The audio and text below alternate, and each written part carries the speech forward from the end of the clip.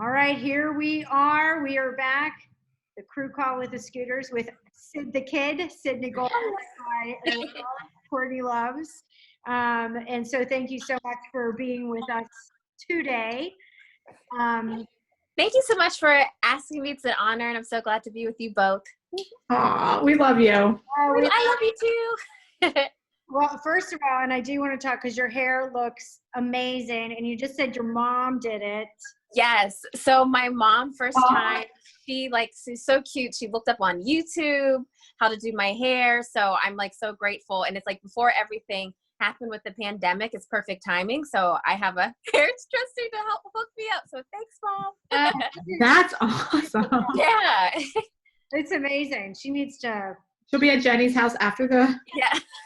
I'll let her know. I'll be like, first of all, you need to wash your hair. And then all right. So Sid, why don't you talk, because you're a producer, but you're also on screen I mean, you're doing so much. Why don't you just talk a little bit about what you're currently doing and where you're doing it at? Sure. So I am the development producer and a host on air for Cornerstone Television Network, which is a faith-based network Christian station that's based here in Pittsburgh. So, you know, the joy of it is that we get to bring hope to people. And that's pretty much like my job, is bringing hope to people. And on the development producing side is really just helping to capture and produce content for the vision of the station. Just to show them the love of God. And yeah, it's definitely been, I know for a lot of people, a wild ride. Since, you know, with media being an essential business, we're still open. So, yeah, so we're still there. Like we're doing a special program called Coronavirus Hope for Today, where we're just bringing hope and Skyping people from across the country that are just sharing their perspectives. So that's been a little bit of, my experience so far. So it's been a little wild, but it's nice to be able to give people hope that are dealing with so much panic and fear right now. It's a crazy time. And thinking about just producing during this time, because we have a lot of friends a lot of freelancers that are out, you know, of work right now. Mm-hmm. Production around the city has really shut down. So how is it going in? How is it being in the environment? Are you able to work from home, or are you in the station? So it's a little bit of both. So it's very limited. We're practicing a lot of social distancing, like everyone. So it's like right now at the station, like half of the people, most of the people are working from home, both crew wise, just to get stuff up and running. We're broadcasting in the station, but it's a limited amount of people. And even with like myself and another, like a host that's on the program, we're like spread apart. And so we're really careful about that. So it's been interesting. It is nice that I do go home, but I feel that I think a lot of us that, you know, and my heart goes out first of all to all the freelancers and those who, you know, right now can't work. It just breaks my heart that there's so many people in these dire, you know, situations right now, wondering where they're going to make, you know, their next paycheck is going to come from. So I just want to say that, but it has been, it's just been a wild time. And we've seen such an increase we have a prayer line that's open 24/7. So our call volume has like soared with people just calling about, pray for my family, and I'm living in fear and panic, or my family member has it. So we're like on the front lines, just really trying to be a source of hope to people right now. Has there been any talks of you guys ever having to work from home or broadcast from home if things would change, or is it something that you guys are working towards? So as of right now, if we had the capabilities to broadcast from home, because we're shooting out our feed like to different networks that have actually been picking it up across the country. So we do, there is talks, like if somebody does like have any symptoms, everything's going to get shut down. But for the most part, it's been pretty good. And it's like the same people, we've been around each other and we just go home. So we're okay. Good. But like our president and CEO has been really vigilant about like, all right, after this, you know, you go in your office, you distance yourself, or you go home. So most people are working, like say, most people are actually at home. There's a very limited number of us that are actually in the studio. How has the communication, because communication during this time is so important, and it's been so crazy just with the news and who's broadcasting what, and just everybody's trying to figure it out. How Yeah. communication been at the station with your people? So we're actually, when we first all got together, we just really felt and sensed that, God's calling us to, we got to do something. We have to respond, and just offer people hope and we were really searching, okay, what's the angle that we can go on and just finding hope stories. So we are just, connecting with different people, like our ministry friends, or just by word of mouth, people who are sharing their stories. Like we talked to a Pittsburgh pastor that actually contracted COVID-19, and he's been on Facebook and just still, encouraging and sharing inspirational messages. So we talked to him, or just different pastors or people across the country. We're just really just gathering to hear these stories. We've Skyped with psychologists to explain what's like mentally going on with the mind from both, that scientific, but also spiritual perspective. So we really just are trying to find a different angle that, on the news, we know you're going to hear the facts about the numbers and what's happening. But we were saying, okay, when you watch the news, we want you to be able to tune into something where you're not, you're able to relax and rest and trust and know that, God is in the midst of it all, but we want you to be precautious also, and pray. And so we're just kind of just going with the flow. And it's been a very rewarding time just to know that we're able to help people right now. And we've been called for such a time as this. So I've been using Facebook. People have been contacting me, or I'll just be reaching out or finding even on social media, the, video content that is, is going viral and touching hearts. So it's a little mix of everything. So we're flying at the seat of our pants, literally. All of us, you're like, oh, okay, we did it. Move on to the next day. So we're just trying, we're just really trying to get in contact with not just in Pittsburgh, but contacts in Philadelphia and across the nation, and LA, everywhere, just to get the faith story out there so people aren't living in fear. What's a story that has kind of blown you away or really touched your heart that you've been able to work on in the last couple of weeks here? So I think definitely the one that was really touched my heart is talking to Pastor Paul Roberts in Eastminster Church of Pittsburgh. He, was explaining to us how a couple people in his congregation contracted coronavirus and how he's gotten it. But just to see how he's been on Facebook and he was explaining the symptoms that he has, that he can't breathe or the chills or he has to rest all day. But just his heart to really still shepherd his congregation was really inspiring. And he just shared from his heart, I don't have to live in fear. I trust in God. I know he's moving and working. That really blew me away. So I think that's one of those. And there's also one that there's actually someone we know that's in China that was just explaining from his perspective of what's happening and going on. So I'm trying to think of the other stories, but those ones, there's a viral video. Oh, this one, I don't know if you've seen it yet. You have to check it out. There's children in Mozambique that are in a classroom and they're laying hands on this map of the world and they're just praying for all the nations of the world. And I was just wow, how precious is that these little children, they're eyes are closed and they're speaking. That's incredible. Yeah, I have no idea what they're saying, but just to see their hearts and they're like, oh, blah, blah, blah. It was that's a beautiful story. And just, I really feel what you see is the world is coming together in such an unprecedented way to really unite and just stand for one another, because there's so many people who are suffering and unfortunately are losing their lives to this. But I just feel like it's times like these in the midst of the darkness that we have to be the light for one another.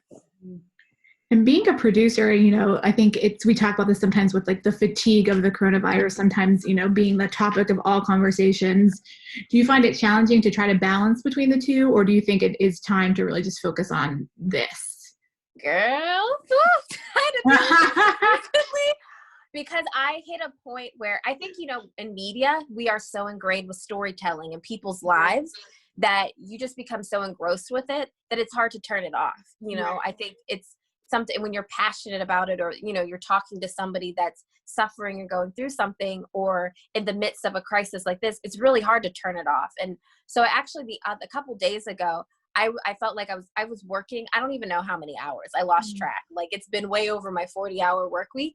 And I had a moment where I was like, I don't think I can really listen to anything right now, coronavirus related, because I'm so engrossed in it. And I feel like I wake up to coronavirus, you know what I mean? I'm going to sleep to it, but it's helping to create that content. So actually, I think it was like Tuesday, Wednesday, where I just had to I had to check in with myself and be like, all right, Sydney, this is a little too much, because my phone, it's like you guys as producers, like your phone's going off, you're getting these emails, and it's like my Gmail, my work email, all this stuff, like trying to book things and talk to people that I really just like, you know what, you got to turn it off, because I am married. I have a cat. His name's Cooper. I don't know. Oh yeah, he's probably taking a nap somewhere. I'm surprised he hasn't made a cameo appearance. But I really had to just really center myself and just realize I have to maintain a sense of normalcy. Because it was actually interesting. We had a psychologist talk about when times like these happen, when there's panic or, these social movements, whether they're good or bad, there's a place in your nervous system that you want to maintain a zone of tolerance. And so when it's off kilter or off balance, you can have this experience, this hypermania kind of feeling. And I sensed I was getting there. So I was like, you know what, I got to shut it down. I had to watch some Netflix, I had to eat some dessert with my husband, or just really relax, and also just spending time with God and praying, and I had to just regroup because I wasn't okay. How's it been? Is your husband able to work from home, or what is he going in, or tell me what is going on there? That's a new dynamic too, I'm sure. Yeah. So my husband, actually, he's a general manager for a restaurant. Okay. And so, I mean, that obviously has impacted so many restaurants, but thankfully, on his end, that he hasn't really been affected. And where he is actually it works with the hospital. So they're really being the hands and feet now, feeding the doctors and feeding the nurses. Wow. So we are so blessed. We're in such a great position. And I guess it's a little thing too, a couple months ago, he was working somewhere else. And that place is actually closed. So I'm just so thankful that we haven't really been affected. And I do want to shout out his, the owner, told them that, I'm not taking a paycheck right now just to help the company out. So it's just seeing that. But yeah, we're really blessed, and we're really fortunate. How's your community, Sid? You're tied in pretty strongly to your community. How's everybody? Where are you, and how's everybody doing out there? I guess one thing I've been trying to do is actually schedule FaceTimes, have that face-to-face interaction, because even us doing this, Courtney and Jenny, it does something to your spirit just to be able to see somebody's face. Right. So I have just checked in with some friends. I actually had a friend, there's a group chat we were on, and, just she's been quarantined or, self-quarantined for a while and hadn't had any interaction. And she's like, I feel like I'm getting low and down. So I said, let's FaceTime. Let me check in and see how you're doing. And so I'm actually scheduled to do it with another friend. And I have a friend that's one of my best friends in Philadelphia that she's been, it's interesting to see where the cities are. Certain cities are in different places depending on, the wave of the number of cases. But I checked in with her. We FaceTimed, and her sister was supposed to started a job in New York. And a week into it, everything happened, and now she's back in Philly. So I think what I'm trying to do is make sure everybody's okay, talking to people, because it can be a lot. I know for my situation, it's not really affecting me because I'm not in the house all day, but I'm just trying to make sure that people are okay and are not panicking or living in fear. And I think a lot of my friends that we just really want to be a voice of hope, and encourage people. Because it does break my heart, to see even at work when I see these prayer requests coming in and people who are older are panicking, it's just, I think it's so important for us to I try to, push down my feelings aside and make sure somebody else is okay, because there is a lot going on. That's great. That's why you're amazing. And that's why thank you. We love you so Absolutely. much. Are you still doing your Facebook thing? You and your friend, are you still doing that? So yeah, I call her my glory sister, Rebecca. She moved to Detroit recently, but we were talking about doing it soon. to do like a little like a video where like working out as everybody is okay. The technology, how do we do this and get this up and going? So we were talking about that. Oh yeah, I love that. I think that's great. And she moved to Detroit. We love Detroit. Yeah, Yeah. She lives in Detroit. She's awesome. That is. So just on the fun side, are you making anything? Are you starting to construct anything? I mean, you were talking about dessert. Are you like making something? Yeah, what are we having? I know. I mean, so in my, before I got married, I had to learn how to cook a little bit because me and my husband were both starved. So, but he's been stepping up. He's been cooking a little bit more. But the dessert, so we went to Giant Eagle. They had that apple crumble pie with, and like I don't know, the grocery stores by you guys, but the whole dessert freezer aisle is cleaned out. Like there's nothing. But we found the Lone Edie's vanilla ice cream, so I've been binging on that. I've been making turkey burgers. Like, you ever have Bubba's turkey burgers? No. Oh my gosh, they're in the freezer section. All right. They're amazing. Like, you season them up. Oh my gosh, they're so good. So that's been I made 2 of them today, so I've been eating turkey burgers. That's good. And the funny thing is that I guess a little project. So like there's some home improvement projects. So I like to say I leave tornadoes. My husband's really neat. So I just was like, let me get it together. And I like organized my whole closet. So that's been that project. That's a good project. That's a good The house looks beautiful. Oh, thank you. Yeah, well, you don't see behind me where it's like my Cooper, my cat, it's like completely his room and there's toys everywhere. So the doors are closed. You can't see that. But it looks beautiful. Oh, it looks great. Oh, thank you.